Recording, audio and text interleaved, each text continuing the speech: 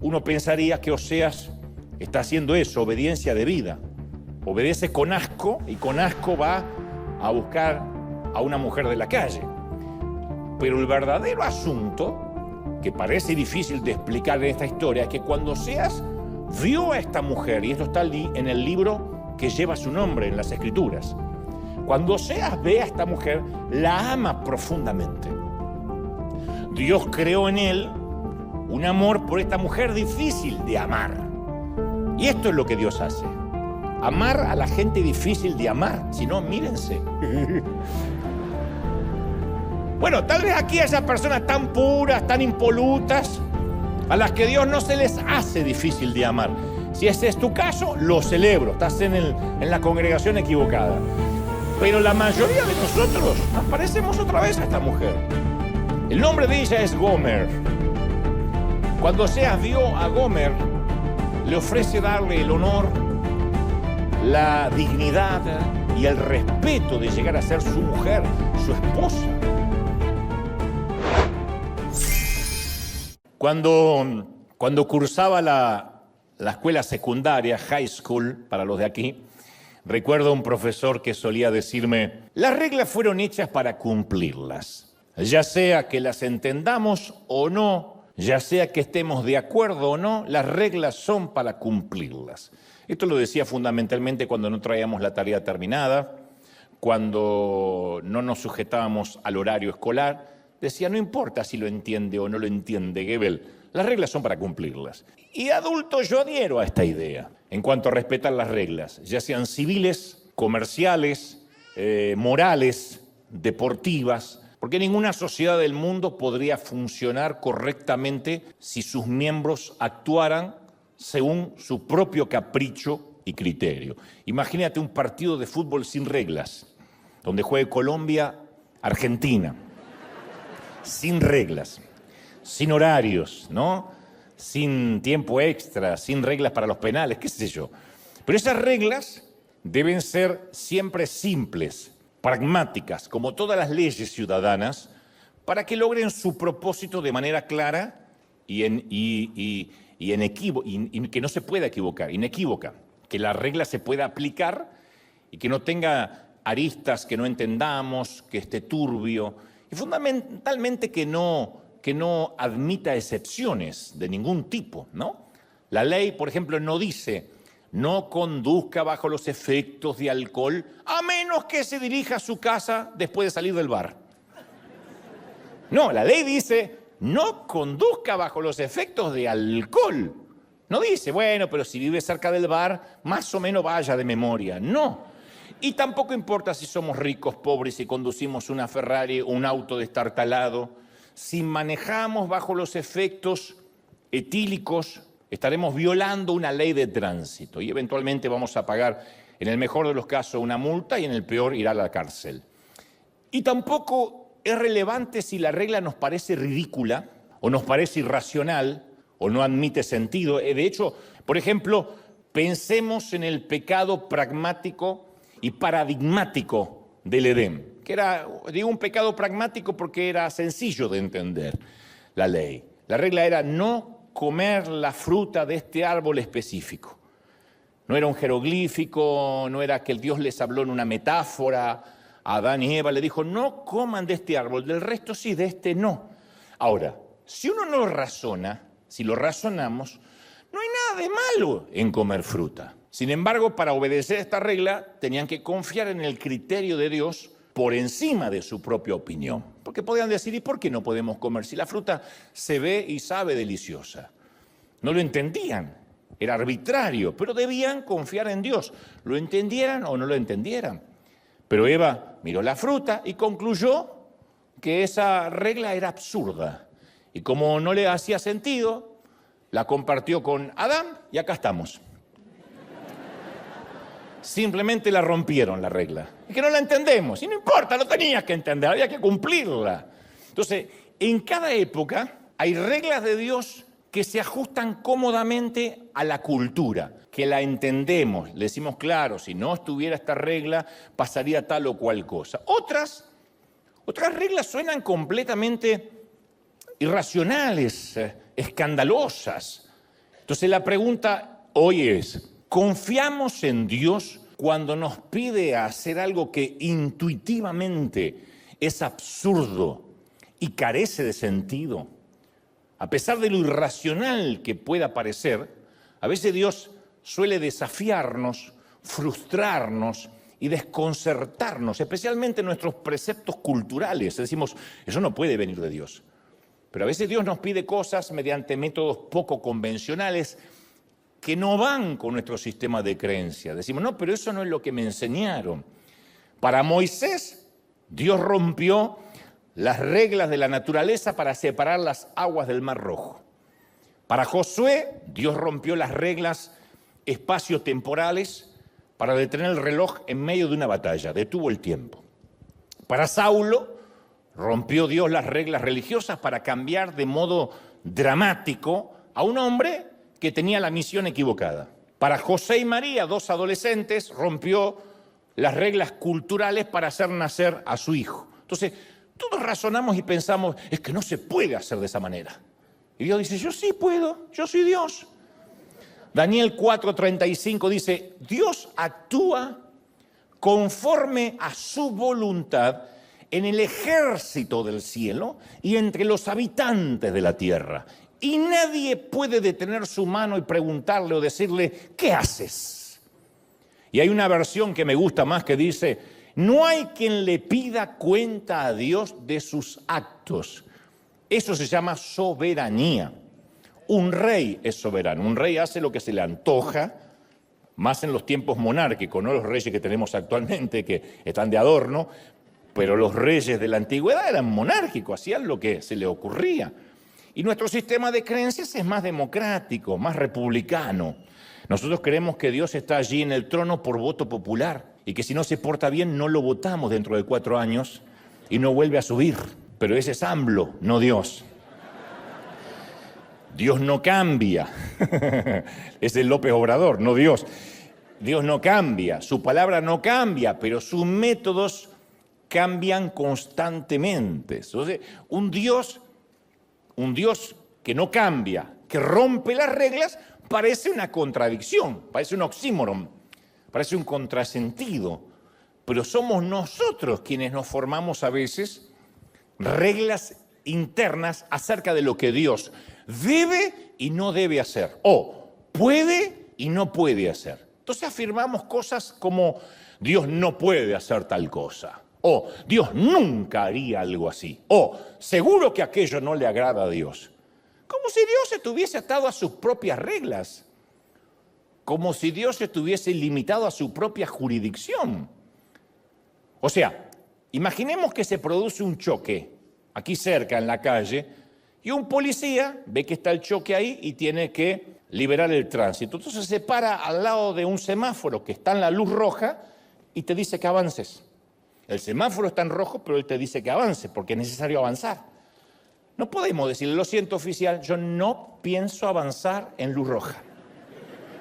Mis propias reglas están por encima de su autoridad y su uniforme. Te mandan preso. ¿Y por qué te llevaron preso, papá? Porque no quise pasar una luz roja. Una cosa de locos. Pero lo que no estás contando es que había un oficial que supera la regla de la luz roja diciendo, avance, señor. Entonces yo no estoy tratando de decir que Dios nos va a hacer pecar, porque nada va o nada se contradice a su carácter. Pero no te quepa la menor duda que Dios no va a dudar en romper o en transgredir ciertas reglas que a veces la cultura en sí misma o la cultura religiosa ha escrito para tratar de meter a Dios en su propia cajita. Y nosotros decimos, Dios no actúa así. Hay denominaciones que dicen, Dios no haría reír a la gente, así que ese predicador es un payaso, porque Dios no es humor. Hay gente que es así. Y bueno, que se vaya a donde se va a ir, al cielo o al infierno, con cara de soportar las hemorroides. Pero lo siento por él que se perdió la risa. Lo cierto es que hay gente que dice, así no obraría Dios. Eso no le gusta a Dios. Siempre nos gustaría decir lo que nos gustaría que Dios dijese, lo que nos gustaría que Dios pensara. Pero Dios rompe las reglas. Usa a quien nosotros jamás usaríamos, bendice a quien nosotros consideramos que no debería bendecir. Y en esta línea de pensamiento, dicho esto, yo quiero regalarte una peculiar e inquietante historia, que la he contado en algunas otras ocasiones, pero no deja de inquietarme. Y como digo, siempre es una palabra que está viva y que siempre nos bendice. El libro de Oseas, uno de los profetas menores, en el Antiguo Testamento es una crónica despiadada, cruda, del dolor que nuestra infidelidad le causa a Dios. Es una metáfora, aunque está basado en una historia real, es una metáfora de cómo nuestra traición e infidelidad le duele a Dios. Dios le dice a su pueblo: nos hicimos promesas mutuamente. Y ustedes siempre confían de que yo voy a cumplir mis compromisos, que yo voy a ser fiel en cuanto a mi parte. Pero ustedes no cumplen con sus compromisos para conmigo.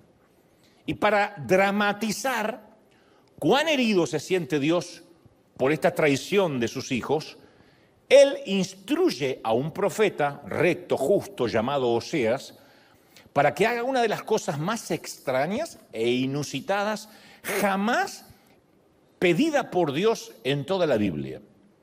Este joven, insisto, llamado Oseas, que se había reservado virgen y puro para una joven doncella, porque eso hacían los profetas, se sorprendió cuando Dios le mandó a que escogiera una esposa, porque Dios no lo envió al templo para que eligiera entre las vírgenes a la compañera apropiada, tampoco lo envió entre las princesas delicadas que fueron entrenadas y cuidadas por las comadronas para una persona a su medida, sino que le dijo al joven profeta que fuera a la zona roja. En algunos países es la zona rosa, no importa el color, pero si tiene color la zona estás en problemas.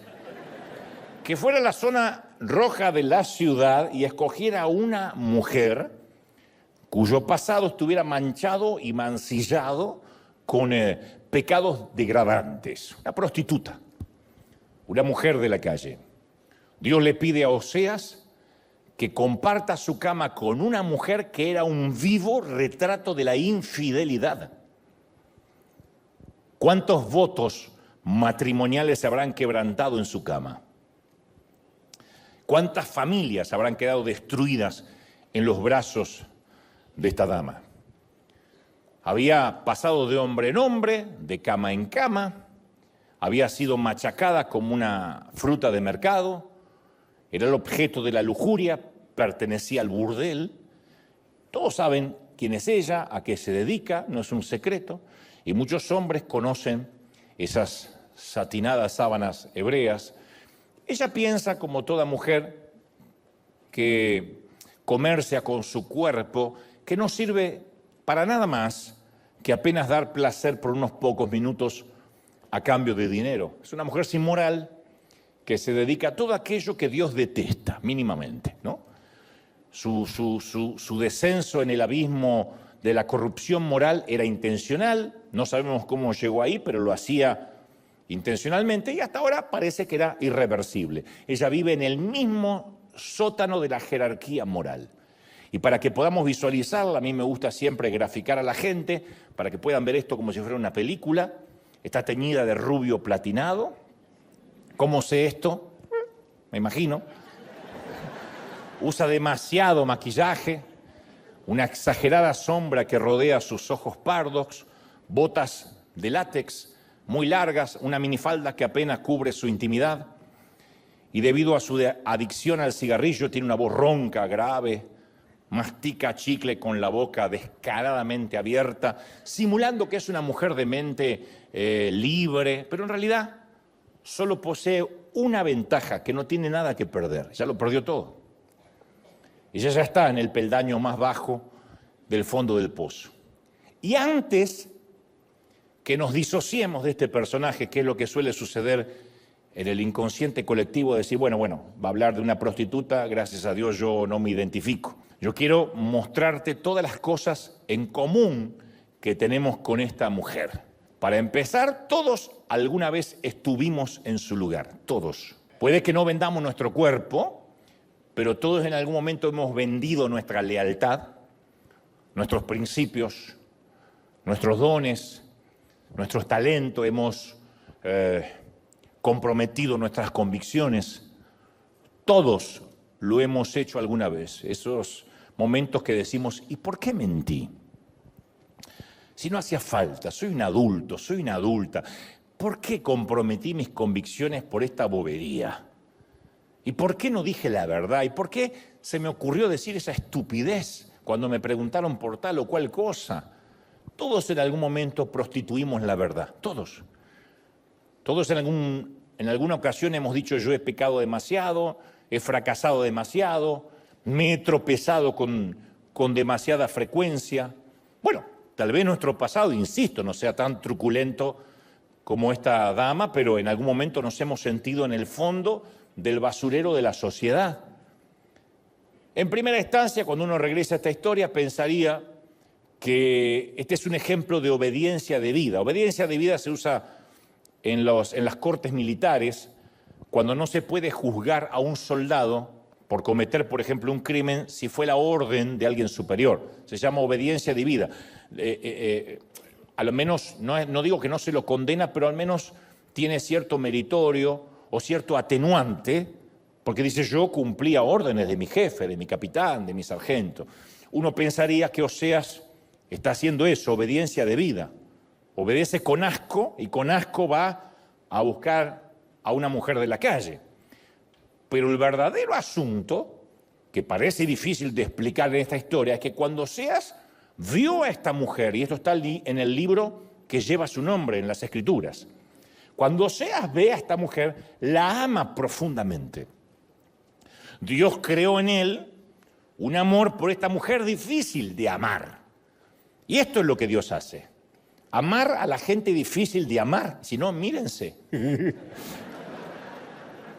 Bueno, tal vez aquí haya personas tan puras, tan impolutas, a las que Dios no se les hace difícil de amar. Si ese es tu caso, lo celebro. Estás en la congregación equivocada. Pero la mayoría de nosotros nos parecemos otra vez a esta mujer. El nombre de ella es Gomer. Cuando Oseas vio a Gomer, le ofrece darle el honor, la dignidad y el respeto de llegar a ser su mujer, su esposa. Y a los que les gusta tener el recetario de cómo Dios actúa, de qué Dios le agrada y qué es lo que no le agrada a Dios, obviamente opinaban que Oseas estaba cometiendo no solo un pecado mortal, sino un error irreparable, irreversible. Y además, ¿a quién podía contarle Oseas que se había enamorado de una prostituta y por orden de Dios encima? ¿Qué consiervo le creería? ¿Con quién habla uno esas cosas en las cuales no tiene a nadie para imitar delante? No estoy hablando necesariamente de algo que vaya contra lo que culturalmente es la moral. Digo, cuando Dios nos envía a hacer algo que no tiene precedentes, que uno no puede platicar con nadie porque es algo que Dios te pidió a ti de manera única y no tienes a quien consultarle y decirle cómo tú hiciste. Oseas no pudo llamar por celular a otro profeta y decirle, cuando Dios te mandó a ti a casarte con una prostituta, ¿cómo lo manejaste en las redes? No tenía a quien consultar. Porque aparte todo hombre sabe que ningún hombre de verdad se enamora de una prostituta. ¿Cómo este hombre va a caminar con dignidad de la mano de esta mujer? No buscas a alguien así, a menos para una relación seria. No fueron a la misma universidad, ni al mismo seminario, ni a la misma escuela dominical. No tenían los mismos valores, no tenían las mismas convicciones, no creían en lo mismo. A ver, ella debía hacer algo con qué jugar, como un gatito juega con el estambre, usada y dejada atrás. Pero cuando él la vio, la amó profundamente. Él vio su potencial, vio su futuro. Dios le presta de algún modo su corazón, la manera en que Dios nos mira a nosotros. Y él, Oseas, se dio a la tarea de desenredarla de ese pasado. Esa es la tarea que todas las almas heridas en algún momento debemos aceptar. Es la tarea de sanarnos más allá de las tragedias, de los infortunios de la vida. Ahora imagina a Oseas en una esquina de la zona roja, mirando a Gomer al otro lado de la acera. Ahí está su futura prometida, exhibiéndose, ofertándose, vendiéndose. Ahí está en la sección de descuentos de la degradación. Y Oseas no la ve como una prostituta, la ve como su esposa. la ve como, es más, la madre de sus hijos. Se enamoró de ella, aunque eran obviamente una pareja dispareja. Eso es yugo desigual por excelencia. Imagínate la opinión evangélica del momento. Fue tendencia en las redes sociales. Apóstata, siempre supimos que iba a mostrarle el hacha.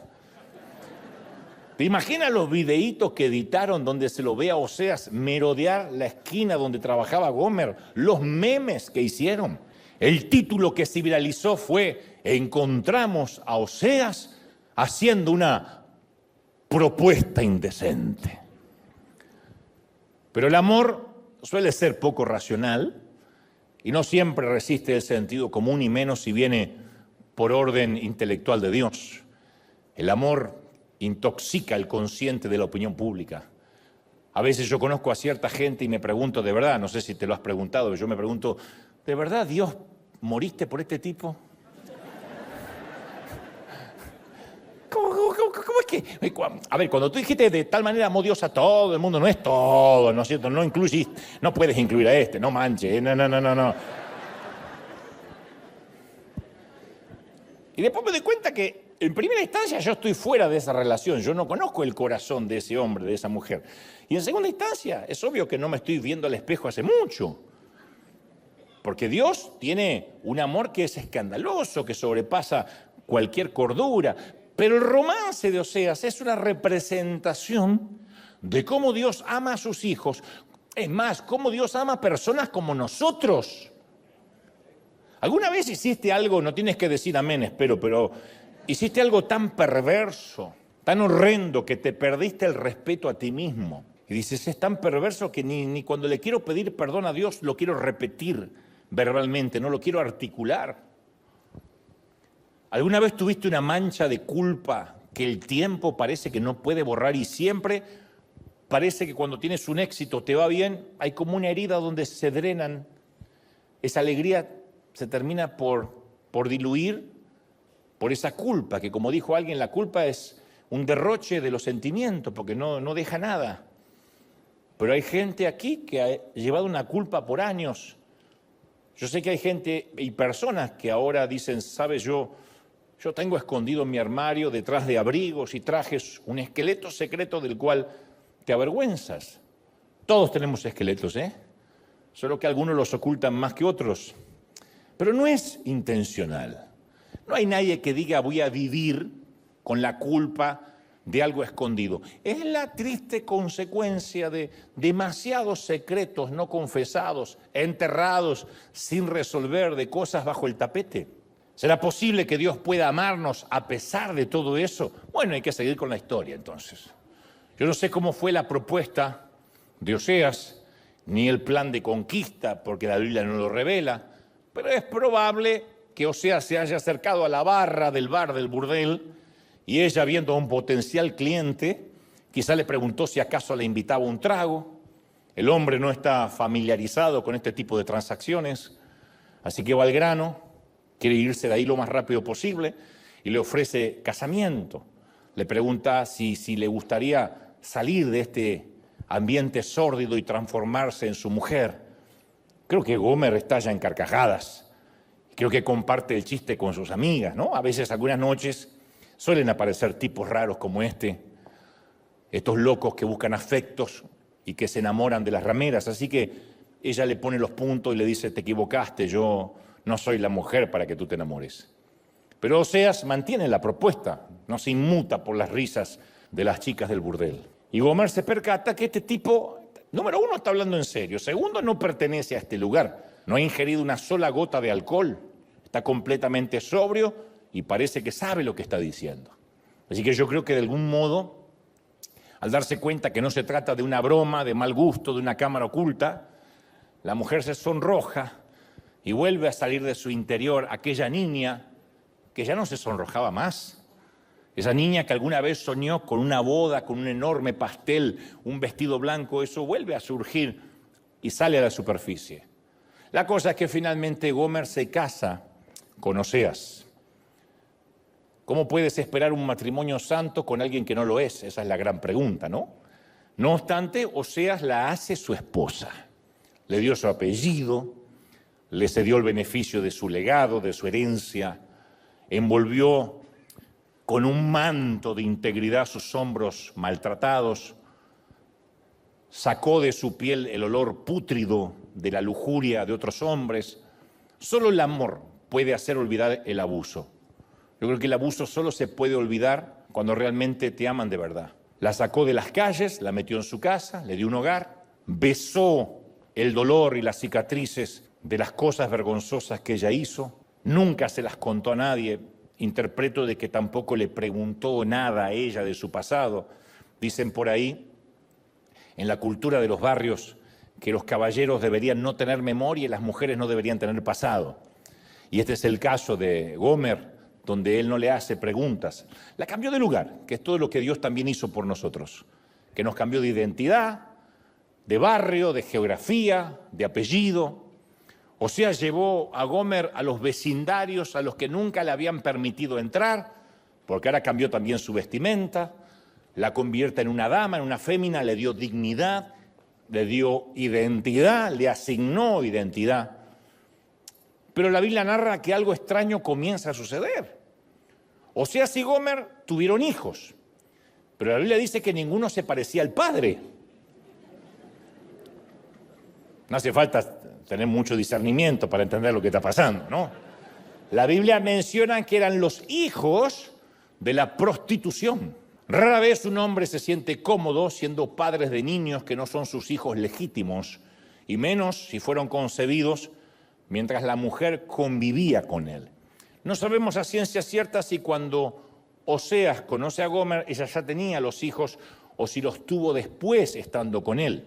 Hay de los que opinan lo segundo, hay de los que opinan lo primero, pero Gomer amamantó a esos niños bastardos en la casa de Oseas, como sea. Los alimentaba, los vestía, no se parecían a él. En cambio, se parecía a otros tipos del vecindario.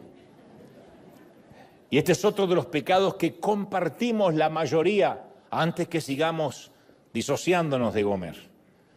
Dios es tan bueno que incluso cuida de aquellos vástagos que traemos a casa, pero de los cuales Él no es el padre.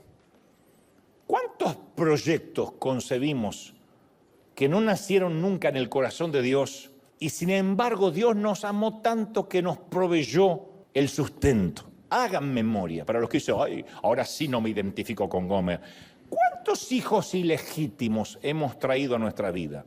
Hablo de esos hijos, de esos vástagos, que resultaron de nuestra infidelidad y nuestra falta de enfoque, las cosas que nos mandamos a hacer sin que Dios nos pidiera que la hiciéramos.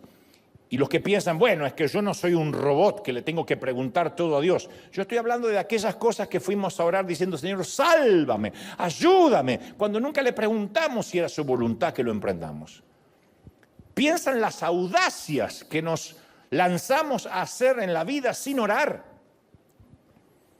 No hablo necesariamente, que también es una audacia cuando lo hacemos sin orar, de casarte, de cambiar de universidad, de abandonar un trabajo. Hablo de esos proyectos a veces faraónicos que nos metemos, que se parecen más al sueño americano que al designio de Dios.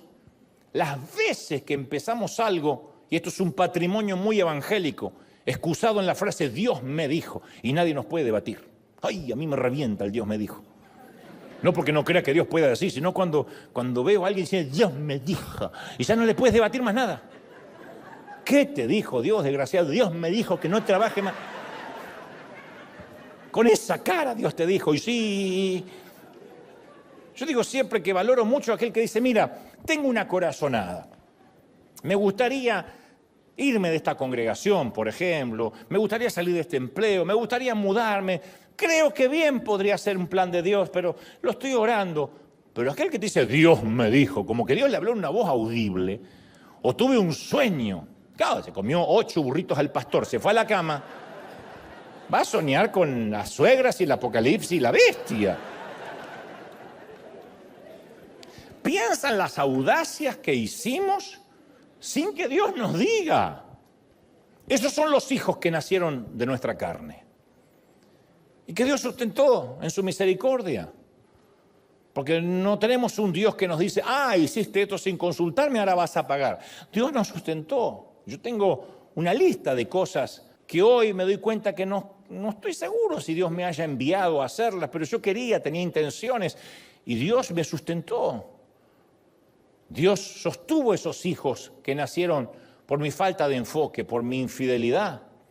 Muchísima gente ha emprendido cosas, se ha mudado, ha tomado decisiones serias, se ha casado, se ha divorciado, ha tenido hijos, ha dejado de tenerlos, en nombre de Dios. Diciendo, Dios me dijo, Dios me lo mostró, Dios no mostró nada. Es algo que quiso hacer. Porque generalmente cuando Dios nos dice algo, por lo general, es algo que no queremos hacer. Cuando Dios nos manda a hacer algo, cuando un llamado es de Él, por lo general nos da pánico, miedo. Yo no veo, insisto, a Moisés diciendo, desafiar al faraón, me encanta, sí, siempre soñé con eso. O a María diciendo, sí, quedar embarazada a esta edad, sí, y por el Espíritu Santo, me va a creer todo el barrio, me encanta.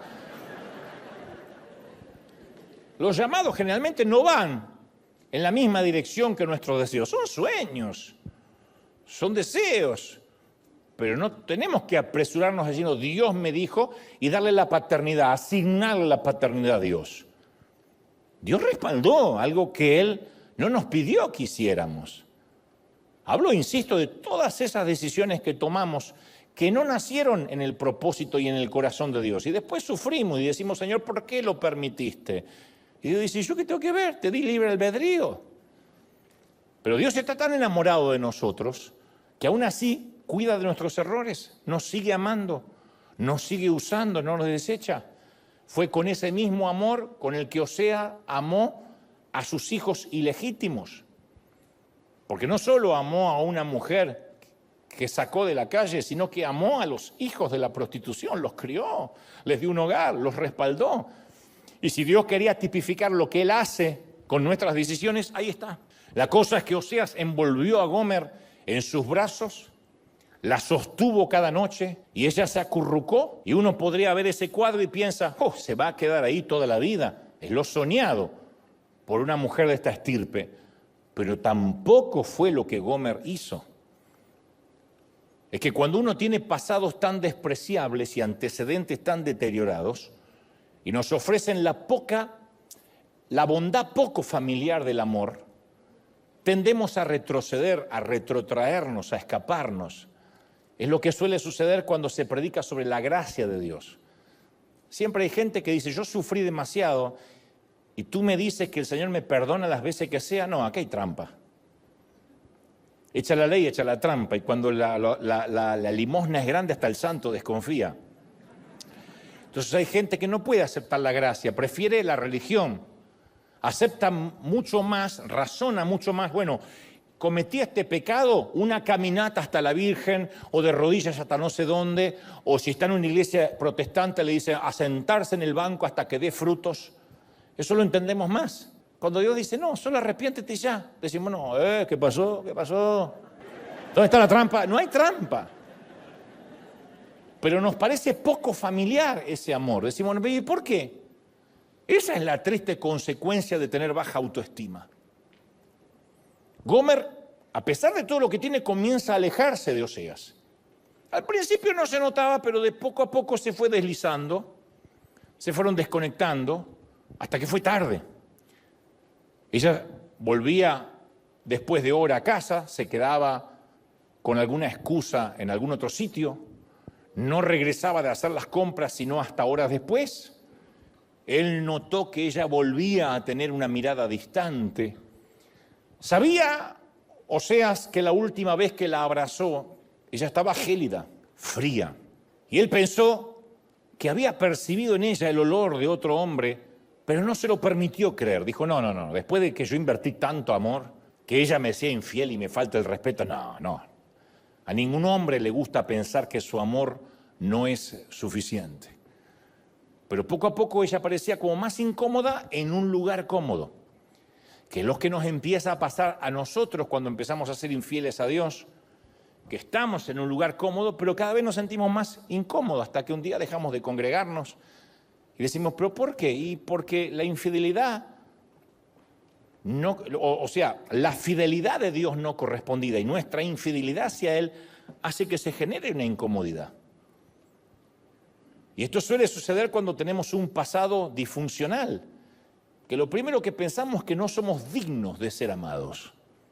No estoy justificando a Gomer, digo que es muy probable que ella dijera, yo no me merezco esto, o sea, se merece una mujer mejor.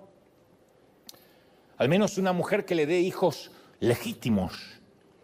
La cosa es que finalmente Oseas llega un día a casa y Gomer ya no estaba. Su ropa todavía estaba en el armario, sus pertenencias estaban en el tocador. Todo estaba en su sitio, pero ella se había ido. Ella estaba encadenada a su pasado como un animal abusado, atrapado en la parte trasera de la casa. De algún modo, Oseas presiente dónde puede estar ella, pero le cuesta asimilarlo, creerlo, no lo puede procesar. Entonces Dios le habla y le dice, yo quiero que vuelvas a la zona roja, busques al proxeneta de Gomer, el que la está haciendo trabajar de vuelta, la compres y la traigas de nuevo a casa. Eso sí que es duro. Dios me dijo, ay, te quiero ver. Oseas dice, pero a ver, ella ya barrió el piso con mi corazón. Y Señor, para serte sincero, si ella rompe mi corazón por segunda vez, yo no lo voy a tolerar. Y Dios le dice, bien, ahora sabes cómo yo me siento. Yo le dije 1000 veces a mi pueblo, yo voy a ser tu Dios. Te amaré, cuidaré de ti, te alimentaré. Voy a estar siempre cerca tuyo, te haré fuerte. Y siempre me pagas con infidelidad. Apenas puedes, te vas tras dioses paganos. Apenas puedes, el sueño americano, el dinero, el crédito es más importante que yo, o las maratones de Netflix. Oseas, le dice Dios, tú tienes el corazón destrozado porque alguien a quien tú amabas sin que se lo merezca, no cumplió sus compromisos para contigo. Y te duele más porque ella era alguien que no se merecía lo que le diste. No es que la fuiste a buscar a Harvard, la fuiste a buscar a un prostíbulo. Se supone que debería agradecerte todos los días de su vida, no mandarse a mudar, ¿no es cierto? Violó tu confianza, ok. Violó tu confianza, o sea, ¿sí o no? Sí. Ok. Yo, dice Dios, he recibido millones de esos golpes arteros y taimados de parte de mis hijos. No se merecían que yo los amara. Sin embargo, apenas pueden, me traicionan. Mi corazón está acribillado con las balas de la infidelidad. Y aquí otra vez todos nos volvemos a parecer a Gomer. Nos sentamos en la iglesia y decimos, Señor, yo voy a dejar ese pecado. Voy a dar el paso que has estado esperando que dé por fin. Te prometo que lo voy a hacer. Y hacemos promesas y Dios nos toca y decimos nunca más y a partir de ahora, etc. Luego el tiempo pasa, semanas o meses más tarde, nos damos cuenta de que no hemos dejado de hacer lo que dijimos que no haríamos. Y no hemos empezado a hacer lo que prometimos que haríamos. Y siempre estamos como aquellos que dicen, el lunes empiezo la dieta, la semana que viene comienzo a hacer ejercicio, el año que viene voy a consagrarme a Dios. Sí. No, el mes que viene, no, tal vez a fin de año. Yo cuando leo la historia de Oseas me doy cuenta de que mi desobediencia deja a Dios sin respiración, le quita el oxígeno. Él sufre profundamente por cada una de nuestras infidelidades. Nos enoja, no es que nos quiere fulminar porque nos ama, pero la sufre como se sufre cualquier infidelidad, especialmente cuando has sido fiel y no eres correspondido. Oseas sale de su casa, se dirige otra vez a la zona roja. Qué ridículo, ¿no? Que este profeta baje a un nivel más profundo de lo que ya bajó, que tome una linterna y corra en la noche buscando a su esposa. No se lo merece este hombre. ¿Cómo va a explicarle a sus amigos que su amor no fue suficiente para mantenerla en casa? Porque todo el mundo va a pensar, ¿qué no le diste? ¿Qué le faltó? Un hombre no debería, a priori, tener que preguntarle a sus amigos acerca del paradero de su esposa. Así que es muy fácil imaginar a alguien diciéndole, yo te lo dije. U otro aconsejándole, olvídala. Mi viejo, olvídala. De todos modos, es lo mejor. Ya está, ya cumpliste con Dios, te la quitaste de encima. Ahora sí, búscate una mujer a tu altura, como tú te lo mereces, eres trabajador, amas a Dios, eres íntegro. Pero hay algo en el amor que no olvida. Así que él corre de calle en calle, su voz se eleva, grita en la noche, es el sonido de la desesperación.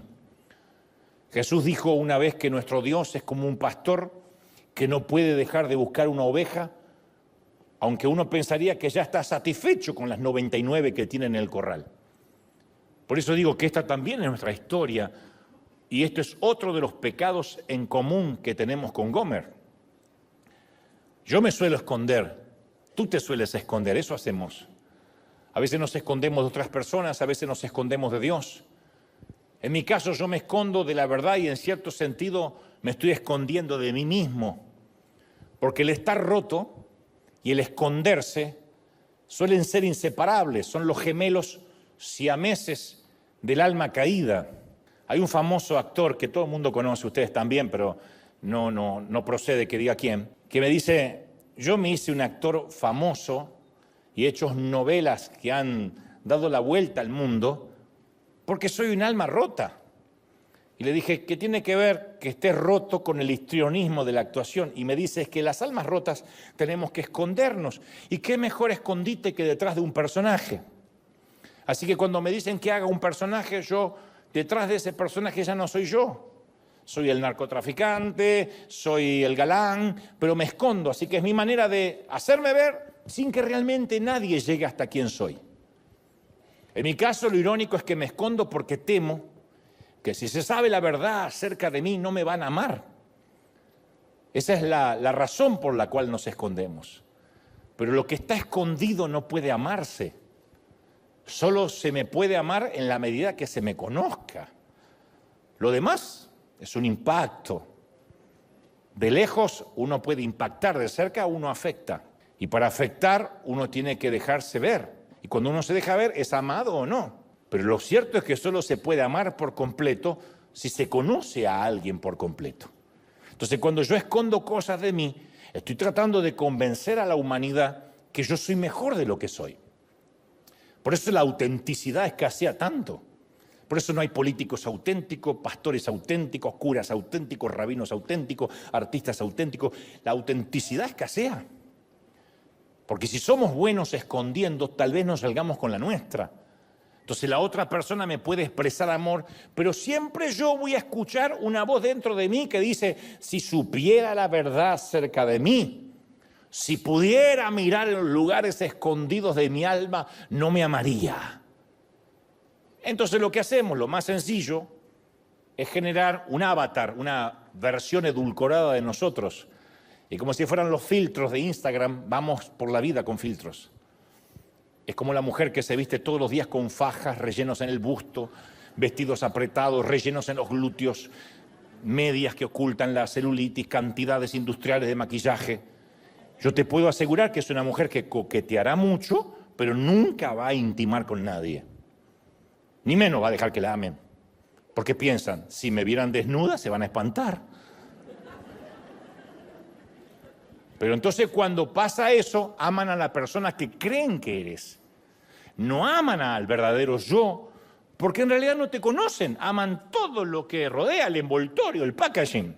En la historia de Jesús acerca de la oveja perdida, el animal se pierde y no es capaz de encontrar el camino de regreso a casa. Los que no estamos familiarizados con los rebaños, con las ovejas, no entendemos bien la metáfora. Yo siempre te he dicho que la oveja no es un animal inteligente. Me lo han dicho pastores en Israel. Todos sabemos que los animales en algún grado de inteligencia, si tienen algún grado de inteligencia, en algún momento van a tener su programa de televisión o su película.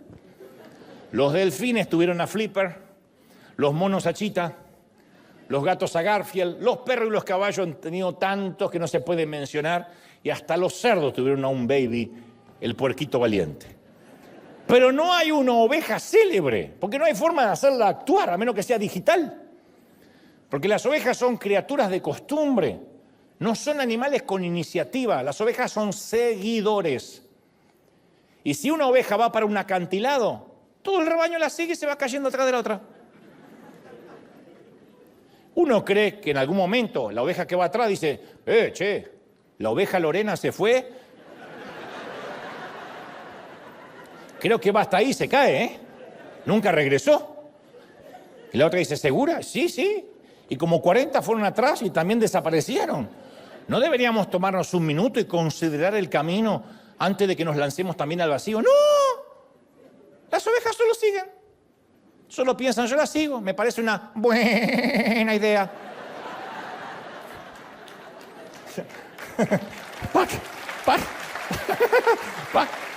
Y van cayendo. En Israel, un viejo pastor que era nuestro guía nos contaba que cuando una oveja se echa de espaldas, hay que tener mucho cuidado porque queda indefensa. Pero si tiene mucha lana y está gorda, se suele acostar y suele pasar que el centro de gravedad del cuerpo cambia de manera que queda de espalda y las patas ya no tocan el suelo. Queda como las cucarachas cuando quedan dadas vueltas. Entonces es imposible que vuelva a ponerse en pie por sí misma. Entonces mientras está ahí acostada luchando, en su estómago de rumiante que se llama el herbario, comienzan a acumularse gases por la posición. Es como cuando vas en avión.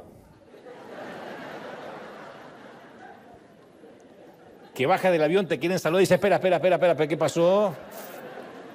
Te llenas de gases por la presurización.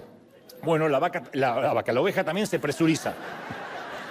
La oveja, no, es una oveja gorda, la oveja también se presuriza. Y al expandirse estos gases, tienden a impedir la circulación de la sangre a las extremidades del cuerpo, especialmente las patas. Entonces, si el tiempo es caluroso y soleado, la oveja echada puede morir en pocas horas. ¿Y de qué murió? Durmiendo. Y en ocasiones nosotros tampoco podemos enderezarnos por nuestra propia cuenta. Necesitamos que nos busquen, al igual que Gomer. Entonces, ¿qué hay en nuestra vida, insisto, que estamos empecinados en ocultar y que nos va a costar la vida? Tal vez no la vida física, pero sí la vida espiritual, la vida del alma. Cuando yo era adolescente y salía a pasear, siempre mi madre quería saber si la ropa interior, la que no estaba a la vista, estaba limpia. Entonces yo le decía, ¿te gusta más? ¿Y cómo está lo de adentro, lo que no se ve? Camisetas, calcetines, calzones. Porque a ella le preocupaba, no sé, preocupación de las madres de antes, que si yo tuviera un accidente, ella era la que pasaba vergüenza si me veía en el calzón sucio o amarillento. Ella solo quería asegurarse que cuando la policía viniera, no importa si yo estaba mutilado, desfigurado, paralizado, que la policía no piense que la madre lo dejó salir con calzones sucios. Entonces yo, durante años, yo pensé que la primera cosa que la policía chequeaba en los accidentes era, a ver, fue un accidente grave, no creo que sobreviva, oficial, está bien, revisen su ropa interior. Veremos qué clase de madre tuvo la víctima. Pero Dios siempre va a hurgar en nuestro interior, y no me refiero a nuestra ropa interior, sino a todo aquello que intentamos ocultar. Dios sí hurga. Su amor llega hasta el valle más bajo de nuestra vida. Cuando finalmente Oseas se encuentra a Gomer, ella estaba perdida en el valle más bajo que como la encontró la primera vez. Algún amante furtivo se había cansado de ella y la había puesto en la mesa de esclavos y la estaban subastando como si fuera ganado. La primera vez la encontró cruzando la acera, ahora estaba encadenada. Era un fragmento de lo que esta mujer pudo haber sido. ¿Gomer?, preguntó él. Ella bajó la cabeza por la vergüenza. A veces las personas rotas estamos demasiado avergonzadas como para que nos puedan mirar a los ojos. Y cuando Oseas encontró a Gomer, ella ya no estaba vestida con las ropas finas que él les había comprado. Estaba toda despeinada, sus uñas estaban descuidadas, no arregladas, su vestido estaba raído, su cabello estaba andrajoso, su piel machacada, sus rodillas desnudas estaban temblando, y los hombres se mofaban de ella y hablaban de esta mujer con obscenidades. Y el profeta, con el corazón destrozado, no sabía qué hacer y acudió a Dios llorando. Le dijo, Dios, ¿qué hago? Y Dios le dice, Oseas, ¿amas a esta mujer a pesar de todo lo que te ha hecho? Y no una vez, sino por segunda vez. Oseas admitió con la cabeza que la amaba, mientras le caían las lágrimas, y Dios le dice, ¿sabes? Ve y muéstrale tu amor por ella de la misma manera en que yo amo a la nación de Israel. Vuélvele a dar una oportunidad. De manera que Oseas se queda mirando a Gomer mientras la colocan en el banquillo, y para lograr un buen comprador, que era lo que se estilaba, la desnudaron completamente. El subastador la pellizcó, la tocó, la manoseó, mostró lo fuerte que era y comenzó la puja. Alguien ofreció 3 piezas de plata y Oseas subió a 5. Alguien subió la oferta a 8 y Oseas a 10. Otra persona ofreció 11 y él ofreció 12. Entonces Oseas ofreció 15 piezas de plata y una medida de cebada. Cayó el martillo del subastador y Oseas recuperó a su mujer. Estaba dispuesto a gastar todo lo que tenía para comprarla. De hecho, dicen algunos historiadores que posiblemente haya sido todo lo que tenía Oseas. Quedó en quiebra. Porque si este es el simbolismo de lo que Jesús hizo por nosotros, significa que lo dio todo. Él sentía por ella un amor que no lo avergonzaba. Se acercó a ella, la tapó, se la llevó de la mano a su casa. Y a continuación aparece el versículo probablemente más hermoso de toda la Biblia. Al llevársela Oseas consigo, le dijo, te quedarás conmigo por el resto de tu vida. No te volverás a prostituir. Nunca más serás de otro hombre. Y lo mismo yo haré contigo. Los hombres se rieron de Oseas. ¿Quién pagaría tanto por tan poco? ¿Quién daría su sangre por alguien que no vale nada? Él la amaba y antes de dejarla ser lo que antes era, antes de dejar que se encadenara de vuelta a su pasado, antes de permitir que la vendieran como esclava para obedecer los caprichos lujuriosos de cualquier viajero extraño, Él la redimiría, Él la perdonaría y Él le daría una segunda oportunidad porque la amaba, la iba a redimir, la iba a redimir. Diría en mi casa, piel de pollo, porque eso es lo que Dios hace por nosotros. Nosotros hemos traicionado su confianza no una vez, decenas, cientos de veces. Y nos hemos visto más de una vez caminando por esas calles de las cuales alguna vez Él nos llamó y nos sacó. Eso es lo que Dios hace cuando a veces creamos nuestro propio infierno y nos quemamos en las llamas de nuestros errores tontos. Él hace lo que otros no harían. Todavía se preocupa por nosotros. La religión dice, ya no vuelvas a pisar la iglesia después de lo que hiciste. Dios no, a pesar de nuestra vergüenza, confusión y el trauma, Él nos ama, Él nos vuelve a buscar. Su gracia nos alcanza otra vez, y otra vez, y otra vez, y otra vez, y otra vez, y otra vez, y el crédito no se agota, y otra vez, y otra vez. ¿Celebramos por eso, sí o no? Cualquier persona diría que no nos merecemos eso, y tiene razón. Pero Él vació sus bolsillos y nos amó tanto que dio el regalo más grande para los pecadores más grandes. Está enamorado de nosotros, aún a pesar de nuestro pasado y de nuestra reincidencia. Porque a veces pensamos que, bueno, el Señor nos perdonó una sola vez allá en la cruz, pero después yo la fregué, yo la regué, y ahora lo agoté a Dios. Dios dice, no, mi sangre es muy valiosa como para que por un error tuyo yo te deje de amar y de buscar. Y una de las cosas que quiero enfatizar es que el protagonista o la protagonista de esta historia no es Gomer. El verdadero Oscar de la Academia es para Oseas, cuyo amor se roba la película, el espectáculo. Es su amor la que saca a esta mujer del pasado. Es esa clase de amor que solo Dios puede dar. Ahora, cualquier religioso nos va a abandonar en la mesa de esclavos. Que paguemos por la infidelidad. Eso hace la religión, paga por lo que hiciste. Cometiste una infidelidad, un abuso, una violación, un aborto y quieres que te felicite. No, paga. Y a un amor tan escandaloso como el de Oseas lo llamarían pecado, les daría asco. Pero es mucha responsabilidad, y lo entiendo, pedirle a un religioso que se encargue de otorgar gracia. ¿Qué va a otorgar gracia si apenas puede dar misericordia? Esa clase de amor, para sacarnos de nuestro pasado, solo Dios la tiene. Una y otra vez, una y otra vez. Y nosotros no entenderíamos la escandalosa gracia si no hubiera historias como esta. Solo Él puede redimirnos de nuestro pasado. Él nos ama más allá de nuestros errores, quita el lodo, los errores y nos ve. Nuestro pecado no nos define para Él. Dios nunca nos llamaría el borracho, la adúltera, la loca, la chismosa, el ladrón.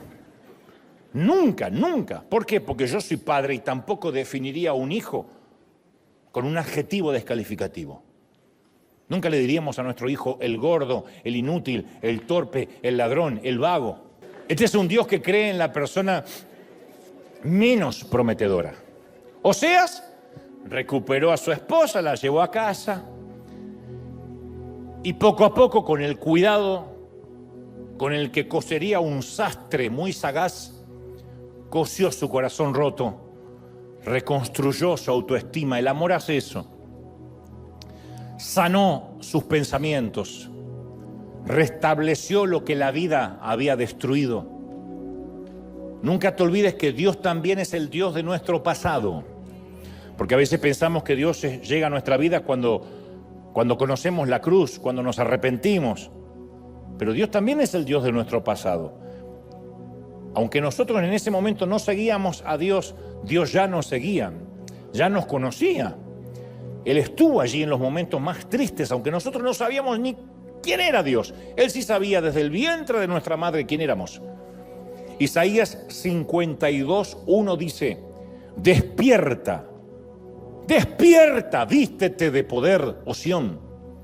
Vístete tu ropa hermosa, oh Jerusalén, ciudad santa, porque nunca volverá a tocarte ni incircunciso ni inmundo. Sacúdete el polvo. Levántate, siéntate. Suelta las ataduras de tu cuello, cautiva hija de Sión. Me sorprende cómo Dios le habla a su pueblo como si Oseas le hablara a Gomer. Porque así dice Jehová: de balde fuisteis vendidos. En otras palabras, no debiste haber sido puesta o puesto en la mesa de esclavos. Por tanto, sin dinero seréis rescatados. Y el Señor nos rescató sin dinero, por su sangre exclusivamente. Entonces, hay un día mejor esperándonos. El amor de Dios no se avergüenza de nosotros. Tal vez sí fuimos desechables y nos lo merecíamos. Sin embargo, fuimos amados. Y no podemos ser amados sin ser cambiados. Porque cuando experimentamos amor, desarrollamos belleza. Esto es verdad hasta a nivel físico.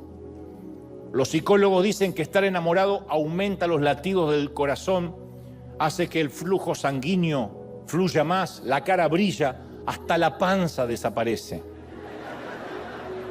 El estar enamorados hace que el cerebro segregue dopamina y serotonina, que son dos tipos de neurotransmisores. La dopamina nos produce placer y euforia y la serotonina nos hace sentir felicidad. Las pupilas se dilatan, de manera que nuestros ojos se ven más brillantes, claros. O sea, cuando nos aman, cuando te aman, te hacen más atractivo, más atractiva. Pero estamos acostumbrados al tipo de amor que busca a alguien que tiene cierto valor. Bueno, ¿por qué me voy a enamorar de ese o de esa? ¿Qué tiene para darme? Pero existe otro tipo de amor que crea valor de lo que se ama.